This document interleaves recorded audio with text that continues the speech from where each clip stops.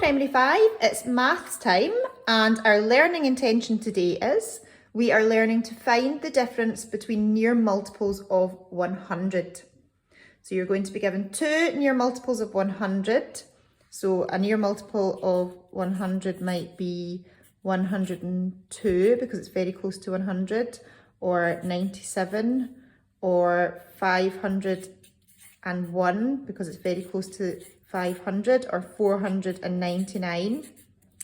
And you're going to be given two and you're going to be asked to find the difference. We're continuing our subtraction block here. So let's get straight into it with some examples. If you're asked to find the difference between 503 and 495, this is what we'll do. So we want to know what is the difference, how many numbers are there in between 495 and 503. So we're going to be doing this in our head, but we're going to use a number line to help us. So if we're using a number line, we know the smallest number comes at this side and the bigger number comes on the right hand side here. So smallest number is 495, biggest number 503. And we are going to count from 503 back to 495. What this question is really asking you is, what is 503 subtract 495? So from 503, it's really good. These are near multiples of 100. They're both very close to 500. The nearest 100 to both of these numbers is 500. So we can use that to break down the calculation. So 503, counting back to 500, nice and easy. We need to take off 3. 500 back to 495, we need to take away 5. So altogether, we have taken away 8. So our answer is 8. The difference between 503 and 495 is 8. If you prefer for your find the difference today, you can do them as an addition sum. So instead of counting back, you can count forward. So you can count from 495 and you can add on 5 instead of taking it away. That takes you to 500. And then from 500 to 503, you need to add on 3. So altogether, you've added 8 there. So your answer is still 8. So it's up to you which way you want to work. If you want to be adding or subtracting, you'll get the same answer just like we did there. Okay, so let's do another one all together. Find the difference between 810 and 791. So the first thing we want to do is get our number line set up. The smallest number, 791, goes down here. And the bigger number, 810, goes up here. Both of these numbers are very close to the number 800. So they've both got the nearest 100 of 800, so that will help us to break it down a little bit more. And it's up to you if you want to start at this end and add on, or this end and subtract. So I'll start at this end for this one. 791, to get us up to 800, we need to add on 9. And then to get us from 800 up to 810, 800 add 10 is 810. So the answer is 19. Okay. It's your turn to have a go now. So pause the video and draw out a number line and see if you can work out the difference between 606 and 598. Okay, let's talk it through together then. So find the difference. We want to put our 598, because that's our smallest number, down here. 606 is our biggest number, so it goes here. So that's nice and easy to start us off. What is the nearest multiple of 100 to 598 and 606? That's right, it's 600. So that goes here. This time I'm going to start at this end and I'm going to subtract. So 606, to get me back down to 600, I need to take away 6.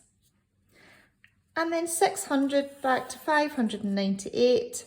I need to subtract 2, so altogether, so I've subtracted 8 altogether. So the answer again for this one is 8. Well done if you got that right. If you didn't, don't worry. Have a little think about where you went wrong.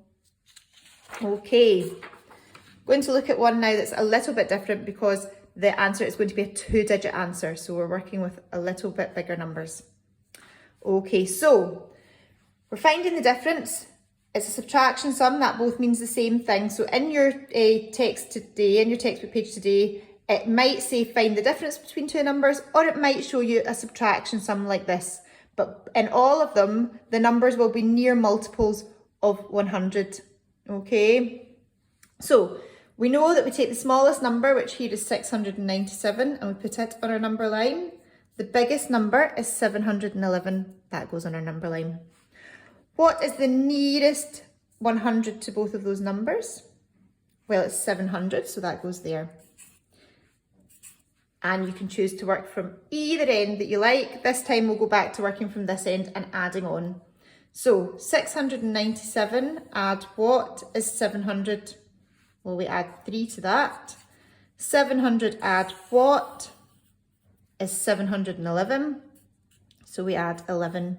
So all together, we've added 11 and 3, we've added 14. So 711 subtract 697 is 14. Okay, let's try another one. We're going to find the difference this time between 703 and 495. We've had lots of practice, so I've set up the number line already. We know that 495 is our smallest number and 703 is our biggest number. But this time, they don't both have the same nearest multiple of 100, so it's a little bit different. So we're going to start at our smallest number and we're going to work to the nearest multiple of 100 that it has, which is 500, because that's nice and easy. That's broken it down from us. 495 up to 500, we add 5. The nearest multiple of 100 to 703 is 700. So we're going to make that another step. We've added 5 to get to 500, and a really easy sum for us just now in primary 5 is 500 add what is 700, and it's 200. So we've got from 495 up to 700, then we just need to get to our 703 in our question. So we need to add on an extra 3, good. And we need to add up all of these together to work out our answer. So 200, add 5, add 3 is 208. Okay, so let's do another one like that. If you feel confident in doing that by yourself, pause the video now. If you don't worry, just watch me talk through it and we'll do it together. So what's the first step we need to do? Well, we need to have our biggest and smallest numbers on our number line. So here we're finding the difference between 415 and 198. So we know our 198 comes here and our 415 comes here. Do they both have the nearest multiple of 100? No, they don't, but they're both near multiples of 100s. So we can work it out this way. So what is the nearest multiple? What do we want to take 198 up to first? Well, the nearest multiple to there is 200, so we're going to add that in.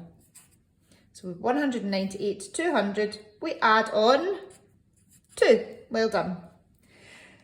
415, what is our nearest multiple of 100? Well, it's 400, so that goes in there. So we've got from 198 to 200. We're now going to go from this 200 up to 400, which means we're adding on 200. And 400 up to 415, what do we need to add on for that? Good, 15. And then we need to add all of these numbers together to work out the difference. 200 add 15 add 2 is 217. And again, remember, you might prefer to start at your 415 and work back. So you'd be saying 415, but you'd be taking away 15 to get to 400. And then you would be taking away 200 and taking away 2. And then you would add those up. So you can start at either end. It's totally up to you if you prefer to start at the smaller number or the bigger number. Okay, so we've done a few examples now. So your task today is your textbook, and it's page 26, which is attached to your assignment. So let's just have a quick look at page 26 and just make sure that we understand how we're going to do it. So in number 1, it says the population of Benvale is 688. And it tells us in this sign here, welcome to Ascham, which has a population of 706. The question asks, how many fewer people live in Benvale than Ascham? So that's really asking us, what is the difference in the population between Benvale and Ascham? So we're finding the difference. So we're starting at 688 and jumping up to 706 on our number line, or we're starting at 706 and jumping back down to 688.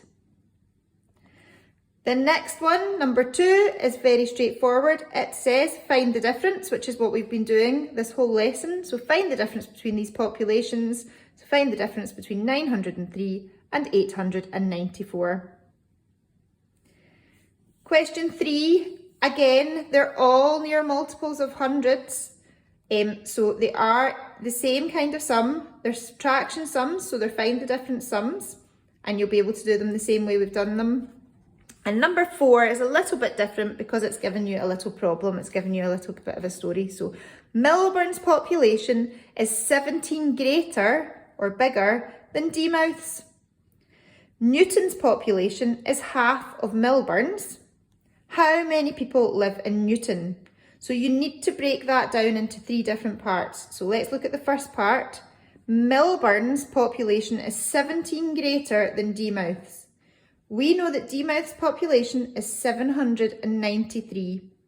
So if Millburn's is 17 more, you need to find out what is 17 more than 793.